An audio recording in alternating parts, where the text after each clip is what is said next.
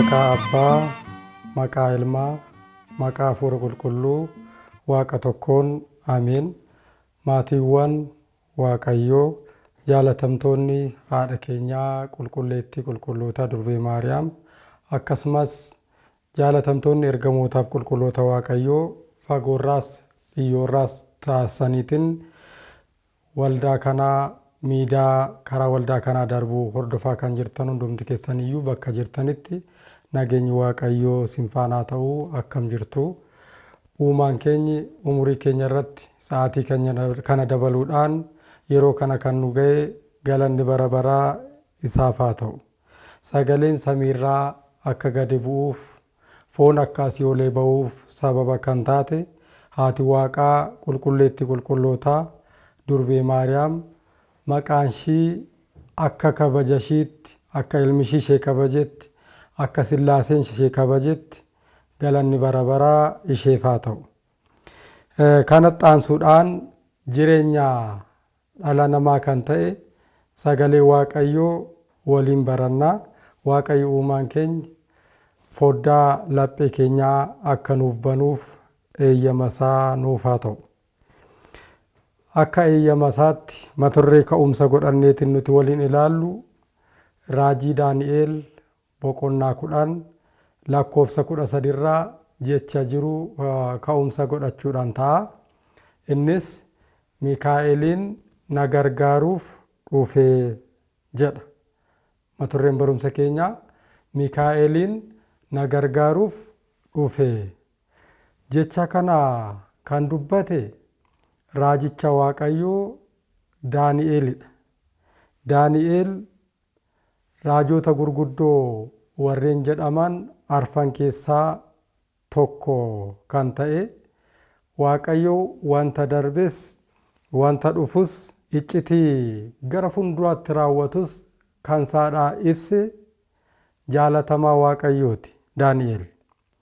Raajii garaa garaa kan inni dubbates hundumti isaa inni kaan kan raawwate, inni kaan fuulduratti kan raawwatu, inni kaan immoo yeroo addunyaan dhumu kan raawwatu ta'eetiin ni huban.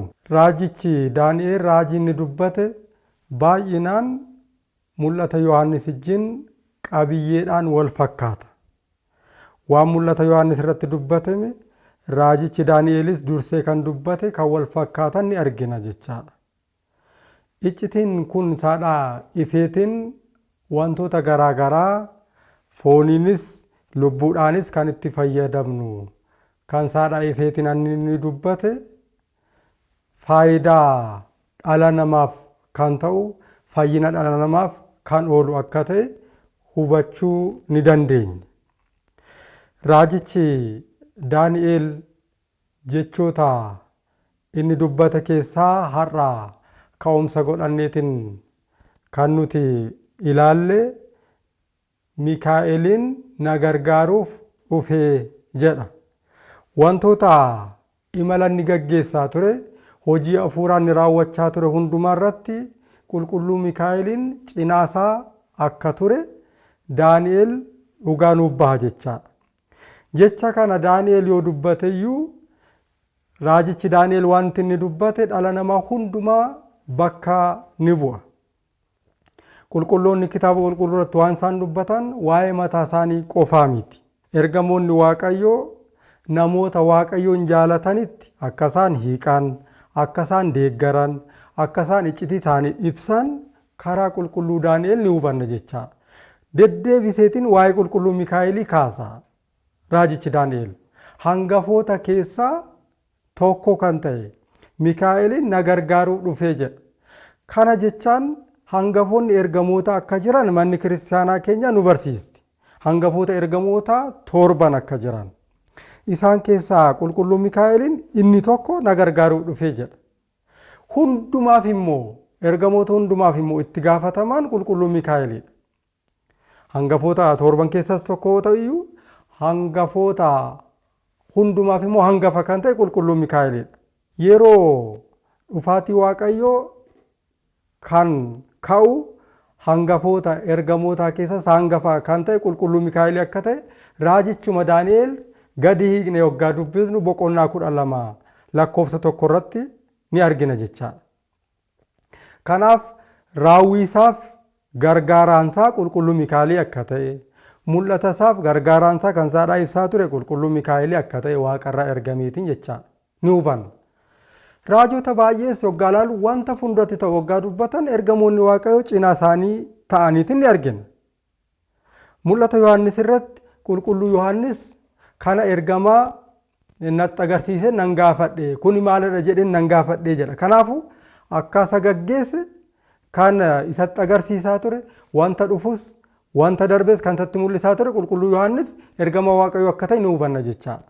Hubadhaa yaa uummata Waaqayyoo, namoonni hafuura Waaqayyoo isa dhugaatiin daawwataman ergamoonni Waaqayyoo isaan gargaaru.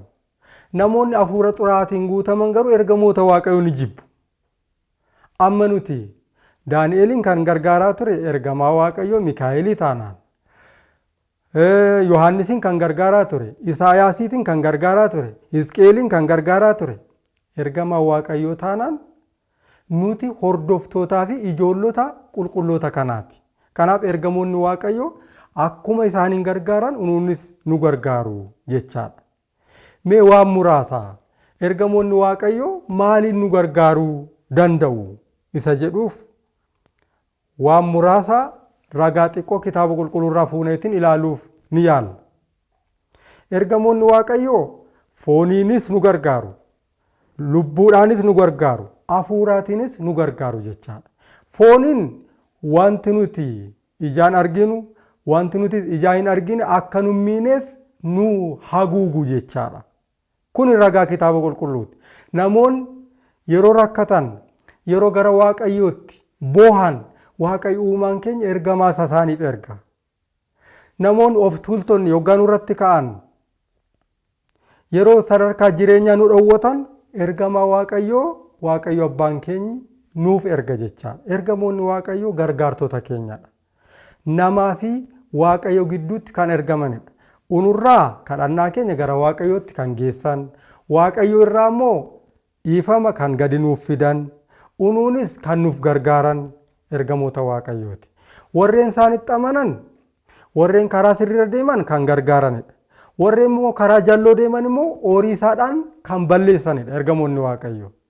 Argineerra uummata Sodoomiif Gomoraa ergamaa Waaqayyoo ibiddaatiin balleesseera. Argineerra yeroo Zakkaariyaas amanuu didu Luqaas boqonnaa 1 irratti ergamaa Waaqayyoo akka duudaa taasise ni argina. Kanaaf horii isaafis waan gaariifis yookaan immoo dhiifamaafis gara keenyatti ni ergamu jechaadha. Kadhannaa nuti kadhannutti gara Waaqayyootti asii olee baasu. Mul'ata Yohaannis boqonnaa 8 irraa akkuma arginutti kadhannaa qulqulloota aara ixaanaa faana harka ergamaatiin fuuldura Waaqayyootti ol bahee yeroo jedhu kadhannaa qulqullootaas ol baasu jechaadha fuuldura Waaqayyootti. Kanaaf ergamoonni Waaqayyoo kadhannaa keenyas ol baasu, dhiifama Waaqayyoo immoo gara keenya fiduu jechaadha. Kana akkuma kana qulqulluun Mikaa'eliin fooniinis wantoota nu miidhan nu gargaara jechaadha. Nurraa dachaasa, nurraa deebisa. Loltuun Sanaakireem yeroo Israa'eloota irratti ka'e Hisqiyaas gara Waaqayyootti kadhatee ture. Yaa Waaqayyoo, ati na gargaari jedhe. Yeroo sana ergamaa Waaqayyoo isaadhaa ergame. Loltoota Sanaakireem warra humna isaaniitti abdatan, warra humna waraanaa isaaniitti abdatan, akkasumas immoo warra qabeenya isaanii fi haala ammayyummaa isaaniitti abdatan ergamaa Waaqayyoo nama 185,000 halkan tokkotti ajjeese jedha.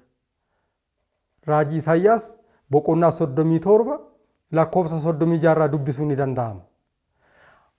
Loltoota 185,000 guyyaa tokkotti reeffa ta'aniitiin akka bulan ni argina jechaadha. Warreen nuti otoo hin argines humna keenya ol ta'anii wantoota isaaniitti abdataniitiin gara keenya dhufan ergamaa Waaqayyoo nurraa dachaasuu danda'a jechaadha. Dhugaadha. Warri nuti amma qulqulluu Mikaa'eliitti abdanne kun humna keenya olidha. Yaa qulqulluu Mikaa'elii, ati nurraa deebisi yoggaa jennu ergamaa Waaqayyoo tokkichisaa addunyaa kanarraa humna jiran hundumaa garagashuu caaluu danda'a jechaadha. Akkuma dubbate Eelsaan warri nu faana jiru inni nu faana jiru warra isaan faana jiru ni caala yookaan immoo isaaniin ni caala jedhee Giyaaziitiin akkuma jajjabeesse jechaadha. Nuti rakkoo jiru hundumaa yeroo nuti ergamaa Waaqayyotti himan isaan unuuf jedhanii ni waraanu jechaadha. Humna fooniitiinis warra nutti dhufan karaa hafuuraan warra ijaan hin argines humnoota seexanaas ergamoonni Waaqayyoo yeroo hundumaa nurraa waraana nurraa deebisa akka isaan jiraatan ragaan kitaaba qulqulluu ifa nuuf ba'a jechaadha. Mul'ata Yohaannis boqonnaa 12 irraa akkuma hubachuu dandeenyu lakkoofsa 7 irraa samii irratti waraanni ta'e Mikaa'eliin ergamoota isaa wajjin jawwicha waraane. Jawwichi sunis hin dandeenye. Sanaa booda gara lafaatti darbatee jedha. Qulqulluu Mikaa'eliin humnoota seexanaa samii irra jiran hundumaa walumaa galatti gara lafaatti kan inni isaan darbate unuuf jedhe kan inni waraanedha jechaadha. Unuuf jedheetiin. Diina namaati seexanni. Namni waan uumameef bakka asaatti addaan waan uumameef diinummaadhaan dhala namaa irratti kan ka'edha. Kanaaf otoo ergamoonni Waaqayyoo nuun eegan ta'e otoo isaan nuun eegan ta'e guyyaa irraa guyyaatti humnoonni ijaan nuti arguu hin dandeenye unuun nu miidhuu danda'u turan.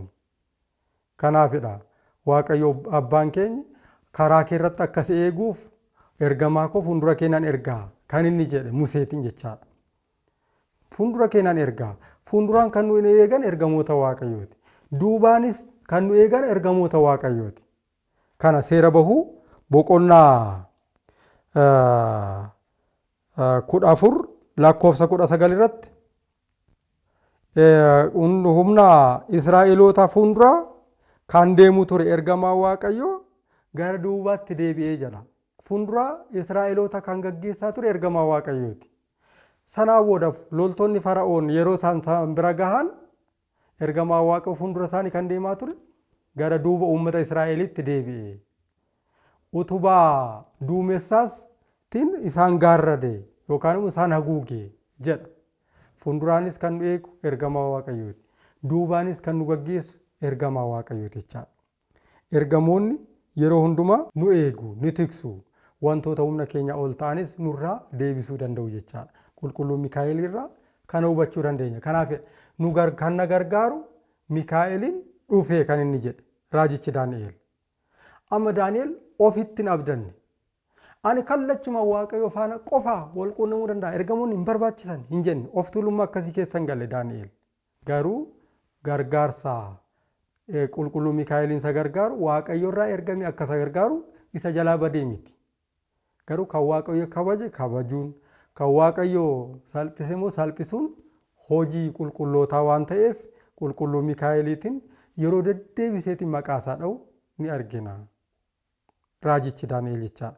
Lammaffaa ergamaa qulqulluu Mikaa'eliin wanta nurratti hir'atu nuuf guuta. Garaa laafessa waan ta'eef. Kana qulqulluu Mikaa'eliin akka garaa namaaf laafu Henook boqonnaa 10 lakkoofsa 12 irratti akkas jedha. Ergamoota 4 akka arge erga dubbatee booda ergamoota 4 keessaa inni jalqabaa jedha. Kan garaa namaa laafuu fi horii isaarraa kan fagaate han namaaf dhiifatu qulqulluu Mikaa'eliidha jedha Henook. Kitaaba Henook boqonnaa 10 lakkoofsa 12 irratti sagaleen inni jalqabaa jedha. Sagaleen inni jalqabaa kan haafu namaan jedhu jedha. Kan haafu namaan jedhu. Haafu akkamitti jedha ergamaa Waaqayyoo jechuu danda'u namoonni tokko tokko. Haafu kan namaan jedhu jedheetiin barreessa. Unumtuu namaaf haafu jenna miti jedha unkaan ergamoota Waaqayyooti jechaadha. Haafu kan namaan jedhu akkasumas immoo horii isaarraa kan fagaate qulqulluu Mikaa'eliidha jedha. Kan garaa namaaf laafu haafu kan namaan jedhu kan namaaf kadhatu hir'ina namootaas kan namaaf guutu qulqulluu Mikaa'elii akka ta'e asirratti nuuf caqaseera jechaadha. Har'a baay'een keenya yeroo hundumaa akkuma caqasuu dandeenyu kitaaba qulqulluu raajii Zakkaariyaas irratti boqonnaa tokko lakkoofsa 12 irratti akka uummata Israa'elii fi uummata Yihuudaaf kadhate ni hubanna. Yaa Waaqayyo waggaa 70 kan isaanitti gaddite uummata Yihuudaa fi uummata Israa'el hanati haafu isaan hin jenne hamma yoomiittidha jedheetiin yeroo kadhatu ni argina jechaadha. Waaqayyos waan ergamicha jajjabeessu deebii deebiseefi jedha. Kana jechaan haafu akka isaan hin jedhe ni hubanna jechaadha. Kanaaf ergamaan Waaqayyo namaaf ni kadhatu. Garaa ni laafu. Hir'ina namootaa kadhannaa isaaniitiin ni guutu jechaadha. Ni guutu jechaadha. Kanammoo namoonni hundumti keenya rakkoo maalii qabdu jedhamnee too gaafatan rakkoowwan garaa garaa qabna. Akkuma bifa keenya rakkoon keenya garaa garaa ta'uu danda'a. Inni kaan rakkoo dhukkubaa qabaachuu danda'a. Inni kaan rakkoo jireenyaa waan nyaatu waan dhugu dhabeetiin kan rakkatu jiraachuu danda'a. Inni kaan dhala dhabeetiin rakkachuu danda'a. Inni kaan fayyaa dhabee rakkachuu danda'a. Rakkoowwan keenya otoo tarreeffaman hedduu ta'uu danda'u. Rakkoo kana hundumaaf ergamaan Waaqayyo furmaata Waaqayyo fuuldurarraa nuuf laachuu danda'a. Aangoo isaadhaa laatamiitiin nu fayyisuu danda'a. Aangoo isaadhaa laatamiitiin nu fayyisuu danda'a. Kitaaba Masaafinti boqonnaa 13 irraa kan nuti argannu waan kana fakkaatudha. Maanuheen dhala dhabeetiin yeroo rakkachaa ture sana qulqulluun Mikaa'eliin akka inni dhala argatu itti himeera. Sana booda erga misiraachoo kana dhagahee booda Maanuheen jecha tokko dubbatee ture. Wanta har'a nuti raawwachaa jirru jechaadha. Maalidhaa? Jechi ati dubbatte kun erga naaf raawwatee booda akkan si kabajuuf maqaan kee eenyudha jedhe gaafate. Hubadhaa. Raajii ati naaf dubbatte kun yeroo naa raawwatu mucaa waggaan argadhu akkan si kabajuuf akkan maqaa keetiin yeroo hundumaa yaaddannoo taasisuuf jechaadha. Maqaan kee eenyudha jedheetiin gaaffii gaafate. Ergamichi sunis maqaan koo ajaa'ibadha waan ta'eef maaliif na gaafattaa jedha. Maqaan koo ajaa'ibadha. Maqaan koo ajaa'ibadha jechaan ergamaan Waaqayyo ajaa'iba akka ta'e nu hubachiisa jechaadha. Sirriidha. Maqaa Waaqayyoo kan qabatanidha ergamoonni Waaqayyo. Waaqayyo uumaan keenya raajii Isaayyaas boqonnaa 9 lakkoofsa 6 irratti maqaansaa raajii ajaa'iba gorsaa Waaqa abbaa bara baraa hangafa nageenyaa jedhameetiin caqasameera Waaqayyo uumaan keenya. Ajaa'iba inni jedhu achirras taa'eera. Ergamaan Waaqayyoos maqaan koo ajaa'ibadha waggaa jedhu ni argina. Maqaa Waaqayyootiin akka isaan waamaman yookaan immoo maqaa Waaqayyo isaan irratti akka ibsa maqaatti waamama. Mikaa'el inni jedhu maqaa Waaqayyo waan ta'eef. Mikaa'el mannu kama እግዚአብሔር akka Waaqayyo eentu jira isa jedhudha. Ajaa'iba inni jedhus akkasuma maqaa Waaqayyo. Kanaaf fuundura koo ergamaa koo nan ergaa. Maqaan koo isarra jira waan ta'eef kan jedhan. Akkan si kabajuuf jedhe Maanuheen. Har'a nuti wanta nuuf raawwatame irraa kan ka'e maqaa qulqulluu Mikaa'elii ni kabajna. Maqaa isaatiin hiyyeessotaaf ni laanna. Ji'a gaafa 12 ni kabajna qulqulluu Mikaa'elii jechaadha. Ergamoota hundumaa bakka bu'eetiin qulqulluu Mikaa'eliin ji'a ni kabajama. Qulqulloota hundumaa bakka buutee immoo haati keenya Maariyaamiin gaafa 21 ni kabajna. Akkasumas immoo Sillaasee bakka bu'ee Waaqayyo ilmi immoo gaafa 29 Waaqayyo ilmi guyyaatti dhalate ni kabajama jechaadha. Guyyaan kun sadan dilbataa fi sanbaddura dabalateetiin guyyaan shanan kun guyyaatti namoonni boqotanidha jechaadha. Guyyaatti hojii hafuuraa hojjetanidha.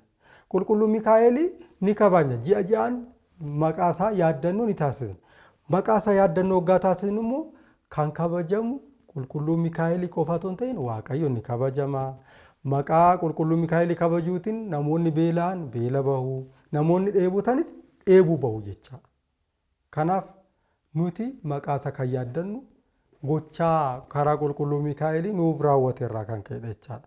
Har'a qulqulluu Mikaa'eliin namootaaf gidiraa hundumarraa ni fayyisa yoggaa jennu kana ragaa ba'uuf bakka tsabalaa maqaa qulqulluu Mikaa'eliitiin madde dhaqanii dhaabbachuun ragaa guddaadha jechaadha. Namoonni baay'een inni kaan dhukkuba fayyuu hin dandeenye eedisii irraa waggaa fayyan ni argina. Akkasumas immoo dhukkuba kaanserii irraa waggaa fayyan ni argina. Dhukkuboota karaa biyya lafaa hin danda'aman jedhaman karaa tsabala qulqulluu Mikaa'eliin ni fayyina jechaadha. Ragaa ta'uu ni dandeenya. Kanaaf qulqulluu Mikaa'eliin nuun rakkoo keenya keessaa nu fayyisuu danda'a. Gidiraa keenya keessaa nu fayyisuu danda'a.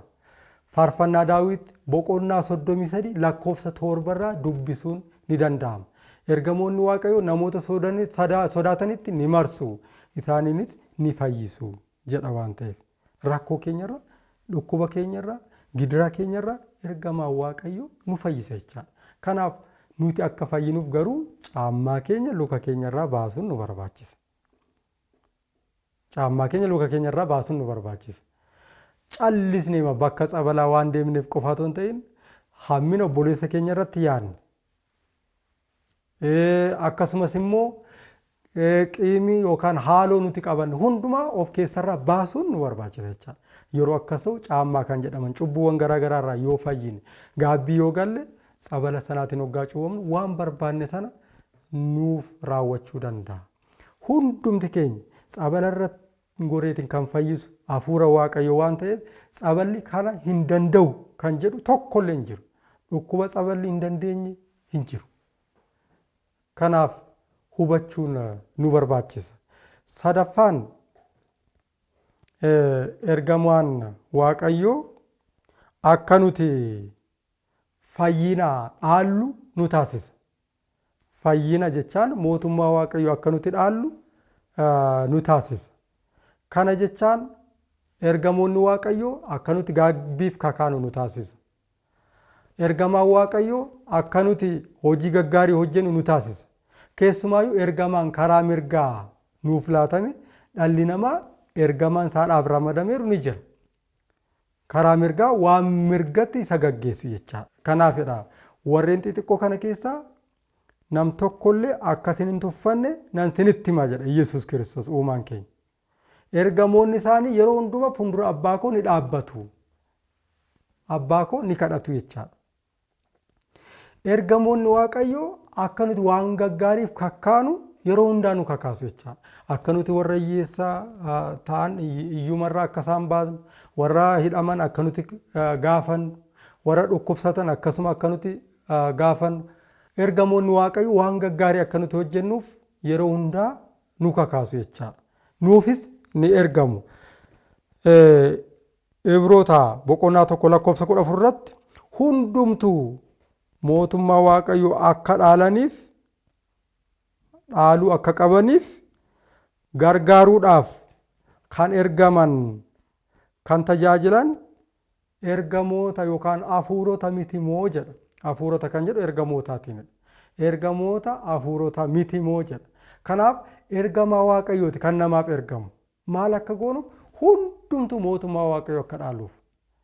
Namni hundumtuu kan uumame bakka ibidda bara baraa galuuf miti mootummaa Waaqayyoo dhaaluufidha. Ibiddi kan inni uumame seexanaa fi ergamoota isaafidha. Wangeela Maatiyos boqonnaa 25 irraa akkuma dubbisnu seexanaa fi ergamoota isaa bakka qophaa'e gala jedheetiin warra karaa bitaa isaa dhaabe isaanitti murteessaa jira. Seexanaa fi ergamoota isaaf qophaa'e malee unuuf hin qophaa'u. Hundi keenya dhalli Addaam kan nuti uumamne mootummaa Waaqayyoo galuufidha. Hundumtuu kan jedhe kanaafidha qulqulluu Phaawulos. Fayyina akka dhaalaniif kan ergaman hafuurota miti moo jedheetiin ni dubbata jechaadha. Hafuura Waaqayyoo kan taane hafuurota ergamoo akka Waaqayyoo kan taane ergamoota Waaqayyootiin mootummaa Waaqayyoo dhaaluudhaaf yeroo hundumaa qophaa'uun nu barbaachisa jechaadha. Waan jedhamne raawwachuun nu barbaachisa. Kan ergamaa Waaqayyoo jaallatu raawwachuun barbaachisaadha. Maaliif ergamaa Waaqayyoo nurraa adda waan hin baaneef fuuldura kee nan ergaa garuu isan gaddisiisinii akkuma jedhe boqonnaa 23 seera ba'uu boqonnaa 23 lakkoofsa 20 irratti fuuldura kee nan erga ergamaa koo garuu isan gaddisiisinii yoo isa gaddisiiste haafu isiniin jedhuu jedha. Kana jechaan horii isaadhaan si qassafuu si rukuchuu si miidhuu danda'a isa jedhudha jechaadha. Kanaaf waan ergamoonni Waaqayyoo jaallatan yoo raawwanne bakka ergamoonni Waaqayyoo galan ni galla jechaadha. Akka ergamootaatti ni jiraan. Akka ergamootaatti. Kanaafidha yeroo bara sana bara dhumaa sana namni hin fuudhanii wal fuudhuun hin jiru akka ergamootaatti jiraatu jedheera miti uumaan keenya Yesuus Kiristoos. Ergamoota faana isaan faana galataatiin jiraachuudhaaf yeroo hundumaa qophaa'aa ta'uun waan ergamoonni jaallatan jaallachuu karaa ergamoonni deeman deemuu akkuma ergamoonni Waaqayyoon gammachiisan nutis akka ergamaatti Waaqayyoon gammachiisuun barbaachisaadha jechaadha. Isa kanaaf immoo yeroo hundumaa akka nuti mootummaa Waaqayyoo dhaalluudhaaf fooniinis lubbuudhaanis hafuuraanis kan nu gargaaran ergamoota Waaqayyooti jechaadha. Daani'eliinis bifa kanaatiin kan gargaare qulqulluu Mikaa'eliin har'as hunduma keenya akka nu gargaaruuf eeyyama isaa nuuf haa ta'u. Qulqulluu Daani'el raajichi Daani'el hangafoota keessaa tokko kan ta'e Mikaa'eliin na gargaaruuf dhufe akkuma jedhu nutis kadhannaa ergamootaatti akkuma Daani'el kadhannaa qulqulluu Mikaa'elii fi gargaarsa qulqulluu Mikaa'elii dhugaa ba'e nutis gargaarsa ergamoota akka dhugaa baane guyyaa yaaddannoo isaanii akka hojii gaarii hojjenne yeroo hundumaas guyyaa isaanii qofa otoo hin taane yeroo hundumaa akka waan gaarii hojjenne bakka isaan galan akka galluudhaaf gargaarsa isaaniitti akka amannuudhaaf Waaqayyo abbaan keenya hunduma keenya iyyuu dhuma keenya nuuf haa bareechu. Galanni Waaqayyoof haa ta'u abbaaf ilmaaf hafuura qulqulluuf bara baraan amiin.